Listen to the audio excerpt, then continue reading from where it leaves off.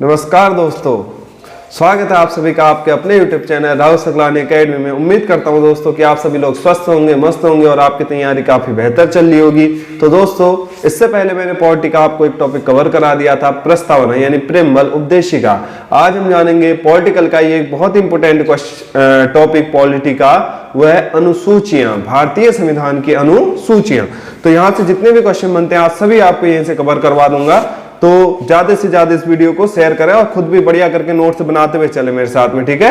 तो देखो, भारतीय संविधान की अनुसूचियां। तो क्वेश्चन बनेगा, भारतीय संविधान में, मूल भारतीय संविधान में जो हमारी अनुसूचियों की संख्या थी, संविधान जब हमारी संविधान लागू हुआ था, तो संविधान लागू कब हुआ था? 26 जनवरी 1950 को जब हमारा संविधान लागू हुआ, तो उस टाइम पे हमारे संविधान में अनुसूचियों की संख्या हुआ करती थी 8। मूल संविधान में, मूल जो संविधान है, मूल संविधान में अनुसूचियों की संख्या कितनी है? तो मूल संविधान में अनुसूचियों की संख्या हुआ करती थी 8। लेकिन वर्तमान समय की बात करूं तो वर्तमान समय में अनुसूचियों की संख्या कितनी है? 12। मूल संविधान में अनुसूचियों की संख्या कितनी हुआ करती थी? मूल संविधान में अनुसूचियों की संख्या हुआ करती थी 8। लेकिन वर्तमान समय में अनुसूचियों की संख्या कितनी है? तो वर्तमान समय में अनुसूचियों की संख्या है 12। जो हमारी पहली अनुसूची है, पहली अनुसूची कहती है राज्यों का नाम और उसका न्यायिक क्षेत्र। पहली अनुसूची कहती है राज्यों का नाम, केंद्र शासित प्रदेशों का नाम, उनकी सीमा और उनका न्यायिक क्षेत्र। देखो, अनुसूची वहां पर इतना ही लिखा होगा, लेकिन राज्यों के नाम के साथ साथ राज्यों का नाम, केंद्र शासित प्रदेशों का नाम, उनकी सीमा और उनका न्यायिक क्षेत्र। इस बात की चर्चा कौन सी अनुसूची में? प्रथम अनुसूची में। यानी टोटल राज्यों की संख्या मैंने बोला कितनी है? 28। केंद्र शासित प्रदेशों की संख्या कितनी? 8। केंद्र शासित प्रदेश कितने हैं? 8। राज्यों की संख्या कितनी है? 28। तो 28 राज्य और 8 केंद्र शासित प्रदेश, इनकी चर्चा है कौन सी अनुसूची में? तो इनकी चर्चा है प्रथम अनुसूची में। अब क्वेश्चन आएगा दूसरी अनुसूची। तो दूसरी अनुसूची कहता है राष्ट्रपति और राज्यसभा के सभापति का वेतन भत्ता। सिर्फ याद रख लेना, वेतन भत्ते की चर्चा है। याद रखो, दूसरी अनुसूची में किसकी चर्चा है? तो दूसरी अनुसूची के तहत चर्चा है वेतन भत्ते की। इसमें किस किस के वेतन भत्ते की चर्चा है? तो सिर्फ राष्ट्रपति और राज्यसभा के सभापति के वेतन भत्ते की चर्चा नहीं है। बहुत सारे यूट्यूब चैनल आपको बताते होंगे कि दूसरी अनुसूची कहती है राष्ट्रपति और उपराष्ट्रपति के वेतन भत्ते। नहीं, राष्ट्रपति और उपराष्ट्रपति का वेतन भत्ता नहीं, क्योंकि उपराष्ट्रपति को कभी भी वेतन नहीं दिया जाता है। उपराष्ट्रपति को जो वेतन मिलता है वो मिलता है राज्यसभा के सभापति के तौर पे। उपराष्ट्रपति का कोई भी वेतन नहीं है, उसे वेतन जो मिल रहा है वो मिलता है राज्यसभा के सभापति के तौर पे। दूसरी अनुसूची में चर्चा है वेतन भत्ते की। वेतन भत्ता किस किस का? राष्ट्रपति का वेतन भत्ता, उपराष्ट्रपति यानी हमारे राज्यसभा के सभापति का वेतन भत्ता, राज्यपाल के वेतन भत्ते की चर्चा कौन सी अनुसूची कहती है? राज्यपाल के वेतन भत्ते की चर्चा कौन सी अनुसूची में है? तो ये है हमारी कौन सी अनुसूची? तीसरी अनुसूची के तहत इनके वेतन भत्तों की चर्चा की गई है। तीसरी अनुसूची। तीसरी अनुसूची में किसकी चर्चा है? तो तीसरी अनुसूची में चर्चा है विभिन्न उम्मीदवारों के द्वारा ली जाने वाली शपथ की चर्चा।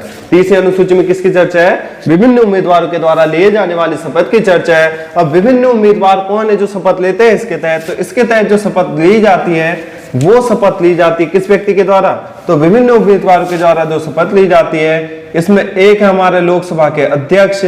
जब लोकसभा के अध्यक्ष शपथ ले रहे तो साथ में कौन लेंगे? लोकसभा के उपाध्यक्ष। कौन ले लेंगे? लोकसभा के अध्यक्ष, लोकसभा के उपाध्यक्ष। यहीं पर राज्यसभा के सभापति और राज्यसभा के उपसभापति। ऐसे ही हमारे विधानसभा के अध्यक्ष और विधानसभा के उपाध्यक्ष, विधानसभा के अध्यक्ष और विधानसभा के उपाध्यक्ष, लोकसभा के अध्यक्ष, लोकसभा के उपाध्यक्ष। अब मैं कह लूं विधान परिषद के सभापति और विधान परिषद के उपसभापति हमारे महान्यायवादी कैग किसके तहत शपथ लेते हैं? तो ये शपथ ली जाती है तीसरी अनुसूची के तहत, ठीक है। और चौथी अनुसूची कहती है राज्य और केंद्र शासित प्रदेशों के लिए राज्यसभा सीटों का आवंटन। तो राज्यसभा सीटें जो होती हैं, राज्यसभा सीटों का आवंटन, राज्यसभा सीटों का आवंटन कौन सी अनुसूची के तहत? तो राज्यसभा सीटों का आवंटन किया जाता है चौथी अनुसूची के तहत। राज्यसभा जो सीटें बांटी जाती हैं वो सीटें मानी जाती है जनसंख्या के आधार पर। राज्यसभा सीटों का निर्धारण किस आधार पर किया जाता है? तो जनसंख्या के आधार पर किया जाता है। सर्वाधिक जनसंख्या यूपी में है, इसीलिए यूपी से सर्वाधिक राज्यसभा सीटें हैं और यूपी से राज्यसभा सीटों की संख्या है 31। और मैं बात करूं उत्तराखंड की, तो उत्तराखंड से राज्यसभा सीटों की संख्या कितनी है? उत्तराखंड से राज्यसभा सीटों की संख्या है 3।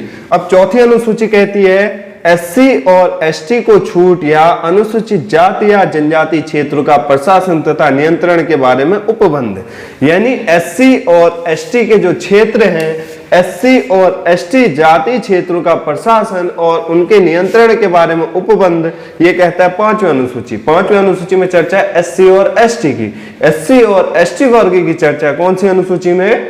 5वीं अनुसूची में। इसके बाद आता है छठी अनुसूची। छठी अनुसूची कहती है असम, मिजोरम, मेघालय, त्रिपुरा। असम, मिजोरम, मेघालय, त्रिपुरा जनजातीय क्षेत्रों का प्रशासन। एक बात याद रखना, 5वीं अनुसूची कह रही है एससी और एसटी क्षेत्रों का प्रशासन, लेकिन सभी एससी और एसटी क्षेत्रों का प्रशासन नहीं, बल्कि एससी और एसटी क्षेत्रों का प्रशासन असम, मिजोरम, मेघालय और त्रिपुरा को छोड़कर। असम, मिजोरम, मेघालय और त्रिपुरा जनजातीय क्षेत्रों की चर्चा है छठी अनुसूची में, और अन्य जो जनजातियां और जातियां हैं उनकी चर्चा है 5वीं अनुसूची में। जितनी भी जाति और जनजाति हैं अन्य एससी और एसटी वर्गों में, जितने भी उत्तराखंड कह रहा हमारे देश के 28 राज्य में जितने एससी और एसटी वर्ग के लोग हैं उनकी चर्चा है किस अनुसूची में? 5वीं अनुसूची में। केवल किसको छोड़कर? असम, मिजोरम, मेघालय और त्रिपुरा को छोड़कर इनके लिए कुछ विशेष प्रावधान किए गए हैं और वो रखा गया छठी अनुसूची में। ठीक है।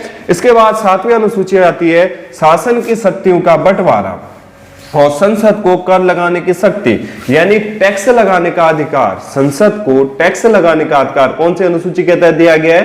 तो संसद को टैक्स लगाने का अधिकार ये दिया गया 7वीं अनुसूची के तहत। इसके तहत शक्तियों को बांटा गया है। शक्तियों को 3 भागों में बांटा गया है। एक आती है हमारी संघ सूची, एक आती है हमारी राज्य सूची और एक सूची होती है हमारी समवर्ती सूची। संघ सूची, राज्य सूची और समवर्ती सूची। संघ सूची वो सूची जिसके विषय में सरकार, केंद्र सरकार नियम बनाएगी। संघ सूची में वह विषय रखे जाएंगे जिसमें कौन बनाएगी कानून? कानून भी बनाएगी कौन? केंद्र सरकार। और टैक्स वसूलेगी कौन सरकार? केंद्र सरकार। राज्य सूची में वह विषय आएंगे जिनमें टैक्स वसूलने का अधिकार भी राज्य सरकार को होगा और कानून बनाने का अधिकार भी राज्य सरकार को होगा। और समवर्ती सूची में वो विषय आएंगे जिसमें कानून बनाने का अधिकार और टैक्स वसूलने का अधिकार केंद्र सरकार और राज्य सरकार दोनों के हक में होगा, लेकिन यहाँ पर वरीयता दी जाएगी केंद्र सरकार को। अगर राज्य सरकार और केंद्र सरकार दोनों किसी विषय के बारे में कानून बना रहे हैं तो वहां पर वरीयता दी जाएगी। जो पहले माना जाएगा जिसके कानून को, वो होगा केंद्र सरकार के कानून को। ठीक है। तो संघ सूची में क्वेश्चन आ जाता है कितने विषयों की चर्चा है? तो संघ सूची में विषयों की चर्चा है 100 विषय, यानी 100 विषयों पर हमारी केंद्र सरकार कानून बना सकती है। 61 विषय, 61 विषयों पर हमारी बना सकती है राज्य सूची के विषय 61, और 61 विषयों पर कानून बना सकती है हमारी कौन सी सरकार? राज्य सरकार। ऐसे समवर्ती सूची में जो विषयों की चर्चा है वो है 52 विषय। 52 विषयों पर केंद्र सरकार और राज्य सरकार इनमें से कोई भी व्यक्ति कानून बना सकता है, लेकिन अगर राज्य सरकार और केंद्र सरकार दोनों किसी कानून को बना रहे हैं तो यहां पर वरीयता दी जाएगी किसके कानून को? केंद्र सरकार के कानून को। इसके बाद आता है 8वीं अनुसूची संविधान द्वारा मान्यता प्राप्त भाषाएं। संविधान द्वारा मान्यता प्राप्त भाषाएं। देखो, जब हमारा संविधान लागू हुआ, मूल संविधान, तो मूल संविधान में जो भाषाएं थी, मूल संविधान में भाषाओं की संख्या हुआ करती थी 14। मूल संविधान में भाषाओं की संख्या कितनी थी? तो मूल संविधान में भाषाओं की संख्या थी 14, लेकिन वर्तमान समय की बात मैं करूं तो वर्तमान समय में हमारी जो भाषाओं की चर्चा है, वर्तमान समय में हमारी जो भाषाएं हैं, वर्तमान समय में कितनी भाषाएं हैं? तो वर्तमान समय में भाषाओं की संख्या कितनी? 22। कितनी है? 22 है। अब देखो क्वेश्चन आ गया, मान लो 15वीं भाषा कौन सी थी? तो 15वीं भाषा जो थी हमारी, 15वीं भाषा, तो 15वीं भाषा के रूप में जोड़ा गया था सिंधी को। 15वीं भाषा के रूप में किसे जोड़ा गया? सिंधी को जोड़ा गया। एक बात याद रखना, जो हमारी ये 22 भाषाएं हैं इसमें अंग्रेजी कहीं पर भी नहीं है। ठीक है। 22 भाषाओं में अंग्रेजी का प्रावधान नहीं किया गया, बल्कि 15वीं भाषा के रूप में जोड़ा गया किसे? सिंधी को। और ये जोड़ा गया था 21वां संविधान संशोधन 1967। 21वां संविधान संशोधन 21वां संविधान संशोधन, 21वें संविधान संशोधन 1967 के द्वारा कौन सी भाषा को जोड़ा गया है? तो 21वें संविधान संशोधन 1967 के द्वारा जोड़ा गया था 15वीं भाषा, और 15वीं भाषा के रूप में जोड़ा गया किसे? सिंधी को। इसके बाद जोड़ा गया था कौन सी? 16वीं, 17वीं और 18वीं, 16वीं, 17वीं और 18वीं भाषा के रूप में जोड़ा गया था नमक को। नमक मतलब हो गया तुम्हारी 9 से हो गया नेपाली, मौ से हो गया मणिपुरी और कौ से हो गया कोंकणी, कोंकणी। ठीक है, नेपाली, मणिपुरी और कोंकणी, इन भाषाओं को जोड़ा गया था तुम्हारा 71वां संविधान संशोधन, और ये हुआ था 1992 में। 71वें संविधान संशोधन 1992 के द्वारा जोड़ा गया था 3 भाषाओं को। ये 3 भाषाएं थी नेपाली, मणिपुरी और कोंकणी। अब भाषाओं की संख्या कितनी हो गई है? 15, 16, 17, 18। 15वीं भाषा सिंधी, 16वीं भाषा नेपाली, 17वीं भाषा मणिपुरी, 18वीं भाषा कोंकणी। अब 18 भाषाएं होगी, बत्ती कितनी? 4 भाषाएं। तो इन 4 भाषाओं को जोड़ा गया था कौन से संविधान संशोधन के तहत? 92वां संविधान संशोधन 2003। तो 92वें संविधान संशोधन 2003 के द्वारा जोड़ी गई थी 4 भाषाएं। ये 4 भाषाएं हैं हमारी बोडो, डोगरी, मैथिली और संथाली। बोडो, डोगरी, मैथिली, संथाली। बोडो, डोगरी, मैथिली, संथाली, इन 4 भाषाओं को जोड़ा गया 92वें संविधान संशोधन 2003 के द्वारा। तो 4 पहले मूल संविधान में हमारी भाषाओं की संख्या कितनी हुआ करती थी? 14। वर्तमान समय में भाषाओं की संख्या कितनी है? 22। 15वीं भाषा के रूप में जोड़ा गया सिंधी को 21वें संविधान संशोधन 1967 के द्वारा। 16वीं, 17वीं, 18वीं भाषा के रूप में जोड़ा गया नेपाली, मणिपुरी और कोंकणी को। ये जोड़ा गया 71वें संविधान संशोधन 1992 के द्वारा। और मैं बोल रहा हूँ 92वें संविधान संशोधन 2003 के द्वारा 4 भाषाएं जोड़ी गई हैं, बोडो, डोगरी, मैथिली और संथाली। एक एक फैक्ट याद करना, ये क्वेश्चन बार बार पूछे जाते हैं, तो इन फैक्टों को याद करते हुए चलना और नोट करते हुए चलना, प्रॉपर नोट्स बनाते हुए चलना। इसके बाद देखो 9वीं अनुसूची। 9वीं अनुसूची कहती है संसद के नियम बनाने की शक्ति जिसे चुनौती नहीं दी जा सकती है। इसी के अंदर आती है जमींदारी व्यवस्था या फिर भूमि व्यवस्था। जमींदारी व्यवस्था या भूमि व्यवस्था, ये इसका उल्लेख है कौन सी अनुसूची में? 9वीं अनुसूची में। 9वीं अनुसूची में ही चर्चा है, क्वेश्चन पूछा जाता है जमींदारी व्यवस्था का उल्लेख कौन सी अनुसूची में है? तो जमींदारी व्यवस्था का उल्लेख है 9वीं अनुसूची में। क्वेश्चन आएगा भूमि व्यवस्था, भूमि व्यवस्था या भूमि सुधार, इसी को कहते हैं भूमि व्यवस्था, या इसी में आ जाता है भूमि सुधार। भूमि सुधार, जमींदारी व्यवस्था, भू व्यवस्था, इसका उल्लेख कौन सी अनुसूची में है? तो इसका उल्लेख है 9वीं अनुसूची में। और 9वीं अनुसूची हमारे मूल संविधान में नहीं थी। मैंने कहा मूल संविधान में अनुसूचियों की संख्या कितनी थी? 8। तो 9वीं अनुसूची जो ये हमारी 9वीं अनुसूची है, तो 9वीं अनुसूची को जोड़ा गया था फर्स्ट संविधान संशोधन, फर्स्ट संविधान संशोधन 1952, फर्स्ट कॉन्स्टिट्यूशनल अमेंडमेंट 1952 के द्वारा जोड़ा गया। कौन सी अनुसूची को? 9वीं अनुसूची को। और 9वीं अनुसूची बात करती है भूमि सुधार या फिर जमींदारी व्यवस्था की। किसकी बात करती है? भूमि सुधार या जमींदारी व्यवस्था की। इसे जोड़ा गया प्रथम संविधान संशोधन 1952 के द्वारा। इसके बाद 10वीं अनुसूची कहती है दल बदल कानून। 10वीं अनुसूची में किसकी चर्चा है? दल बदल कानून। मूल संविधान में 10वीं अनुसूची भी नहीं है, क्योंकि मूल संविधान में अनुसूची की संख्या कितनी है? 8। तो 10वीं अनुसूची को भी जाहिर से तौर पे बाद में जोड़ा गया होगा। तो दल बदल कानून को कब जोड़ा गया? दल बदल कानून को जोड़ा गया है, दल बदल कानून को जोड़ा गया था 52वें संविधान संशोधन के तहत। दल बदल कानून को कब जोड़ा गया? तो दल बदल कानून को जोड़ा गया था 52वें संविधान संशोधन के तहत। अब दल बदल लगता किस पे?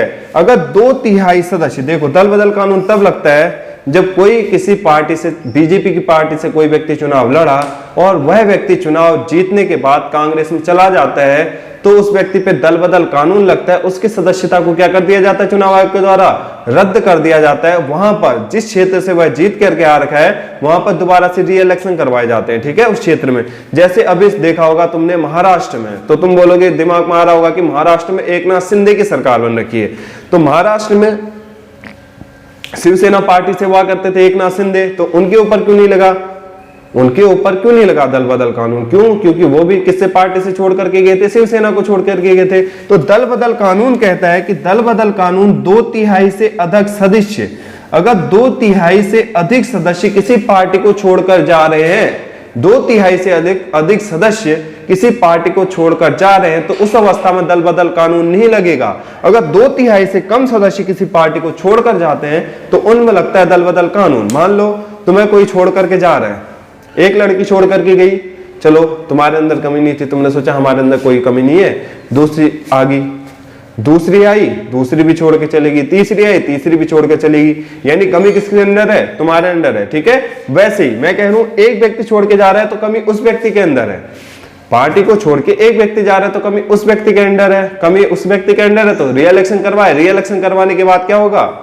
री इलेक्शन करवाने के बाद हार भी सकता है वो व्यक्ति, जीत भी सकता है। ठीक, दल बदल कानून, अगर 2/3 सदस्य किसी पार्टी को छोड़ करके जाते हैं तो उस अवस्था में क्या लगता है? दल बदल कानून को नहीं लगाया जाता है। अब मैंने कहा ग्राम पंचायत है, इसके बाद कौन सी पंचायत है? ग्राम पंचायत है। ग्राम पंचायतों की चर्चा है 11वीं अनुसूची में, और ग्राम पंचायतों को जोड़ा गया था 73वां संविधान संशोधन 1992। ग्राम पंचायतों को कब जोड़ा गया है? तो ग्राम पंचायतों को जोड़ा गया है 73वें संविधान संशोधन 1992 के द्वारा ग्राम पंचायतों को जोड़ा गया, और ग्राम पंचायतों को लागू किया गया था 1993 में। क्वेश्चन बनता है, देखो बहुत बार क्वेश्चन बना है और बच्चे यहाँ पर गलत कर जाते हैं, और गलत करने का कारण क्या है? सब लोग करते हैं 73वां संविधान संशोधन 1993, नहीं, 73वां कॉन्स्टिट्यूशनल अमेंडमेंट के तहत ग्राम पंचायतों को जोड़ा गया है। 72वां कॉन्स्टिट्यूशनल अमेंडमेंट हो रखा है 1992 में, लेकिन इस कॉन्स्टिट्यूशनल अमेंडमेंट को जो लागू किया गया है वो 1993 में किया गया था, और डेट हुआ करती थी 24 अप्रैल। डेट क्या हुआ करती थी? 24 अप्रैल। 24 अप्रैल 1993 से ग्राम पंचायतों को संवैधानिक दर्जा दिया गया, इसीलिए 24 अप्रैल के दिन को बनाया जाता है कौन से दिवस के रूप में? पंचायती राज दिवस। क्वेश्चन पूछा जाता है पंचायती राज दिवस, बहुत बार क्वेश्चन आया है, पंचायती राज दिवस बहुत बार क्वेश्चन पूछा गया है, बिल्कुल दिमाग में बैठाते हुए चलो। पंचायती राज दिवस मनाया जाता है कब? 24 अप्रैल को, और पंचायती राज को लागू किया गया था, संवैधानिक दर्जा दिया गया था 1993 में। ग्राम पंचायतों की चर्चा 73वें संविधान संशोधन 1992 के द्वारा ग्राम पंचायतों को 11वीं अनुसूची में जोड़ा गया। ठीक है, और ग्राम पंचायतों की चर्चा देखोगे तो ग्राम पंचायतों की चर्चा आर्टिकल 40 में, आर्टिकल 40 में चर्चा है ग्राम पंचायतों की। अगर आर्टिकल 243 देखोगे और भाग 9 देखोगे तो वहां पर भी पंचायती राज की चर्चा है। आर्टिकल 243 पंचायती राज की चर्चा है, आर्टिकल 40 ग्राम सभाएं, ग्राम सभाओं की चर्चा आर्टिकल 40 में। ऐसे में कह रहा हूं इसे जोड़ा गया 73वें संविधान संशोधन 1992 के द्वारा और लागू किया गया 1993 में। इसके लिए बहुत सारी कमेटियां गठित हुई थी, बलवंत राय मेहता कमेटी गठित हुई थी, अशोक मेहता कमेटी गठित हुई थी, LM सिंधवी कमेटी गठित हुई थी, बहुत सारी कमेटियां गठित हुई थी जो मैं बाद में पढ़ाऊंगा जब टॉपिक में आऊंगा। यहाँ पर उन कमेटियों का कोई कार्य नहीं है। ठीक है, अब ऐसे ही गठन हुआ था नगर पंचायतों का। तो 12वीं अनुसूची में किसकी चर्चा? तो 12वीं अनुसूची में चर्चा है नगर पंचायतों की, और नगर पंचायतों के लिए भी संशोधन हुआ था 74वां संविधान संशोधन, और 74वां संविधान संशोधन भी हुआ था 1992 में, यानी 74वां कॉन्स्टिट्यूशनल अमेंडमेंट। 74वें कॉन्स्टिट्यूशनल अमेंडमेंट के तहत नगर पंचायतों को जोड़ा गया, और कब जोड़ा गया है? 1992 में, और इसको भी लागू जो किया गया था नगर पंचायतों को, ये लागू किया गया था 1993 में। तो नगर पंचायतें भी लागू कब से हुई थी? 1993 से। याद होगी चीजें, मूल संविधान में अनुसूचियों की संख्या कितनी हुआ करती थी? 8, लेकिन वर्तमान समय में कितनी है? 12। 9वीं, 10वीं, 11वीं और 12वीं अनुसूची को संविधान संशोधनों के द्वारा बाद में जोड़ा गया। ठीक है, प्रथम संविधान संशोधन कौन सा अनुसूची? 9वीं अनुसूची। 52वां कॉन्स्टिट्यूशनल अमेंडमेंट 10वीं अनुसूची। 73वां संविधान संशोधन 11वीं अनुसूची। 74वां संविधान संशोधन 12वीं अनुसूची। आप लोग कमेंट करके बताना आपको ये क्लास कैसी लगी। धन्यवाद, जय हिंद।